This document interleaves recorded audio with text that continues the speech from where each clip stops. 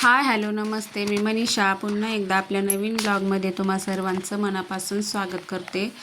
तर आज मी तुम्हाला सोयाबीनची रेसिपी दाखवणार आहे। साधी आणि सोप्या पद्धतीने असती आमची। तर चला आता इकडे तेल तापायला ठेवले। मी रात्री सोयाबीन भिजायला घातलेली, तर आता ती पिळून वगैरे घेतली सकाळी दीदीनी। आणि याच्यामध्ये मी कांदा लसूण आणि टोमॅटो बारीक चिरून टाकलेला आहे।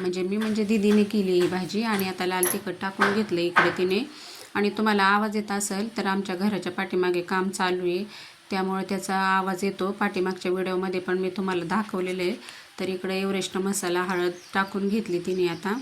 आणि बाजूलाच इकडे दूध तापायला ठेवले आणि चपात्या पण बनवायचं काम चालूच आहे माझं। मी चपात्या बनवत होते, त्याच्यामुळे दीदी भाजी करून घेती, कारण त्यांना पण मुलींना कॉलेजमध्ये जायचं आहे आणि डब्बा न्यायचा आहे, त्याच्यामुळे मग त्या दीदी भाजी बनवत होती। तर चला आता हे परतून घेऊ लाल होईपर्यंत।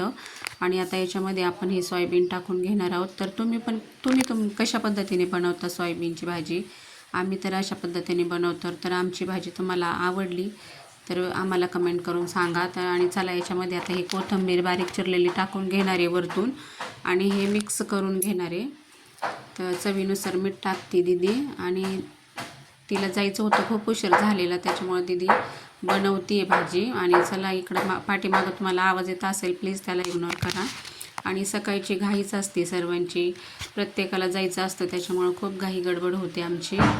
तर चला आता दरवाजाचा आवाज येत असेल, वारं सुटले, पाऊस येतोय बाहेर। आणि चला हे हलवून घेऊ। तर माझ्या ह्या छोट्या छोट्या रेसिपी तुम्हाला कशा आवडतात हे आपण मला कमेंट करून सांगा। वेगळं काही आणखीन तुम्हाला पाहायला आवडत असेल तर तेही सांगा, तसं आम्ही बनवण्याचा प्रयत्न नक्कीच करू। आता याच्यामध्ये थोडंसं पाण्याचा शिंपडा टाकते, त्यामुळे काय होतं, भाजी अशी जास्त कडक होत नाही, मध्यम आणि छान लागते। तर चला आता हे हलवून घेऊ आपण आणि 5-10 मिनटाला झाकून ठेवू, म्हणजे भाजी तयार होईल आपली।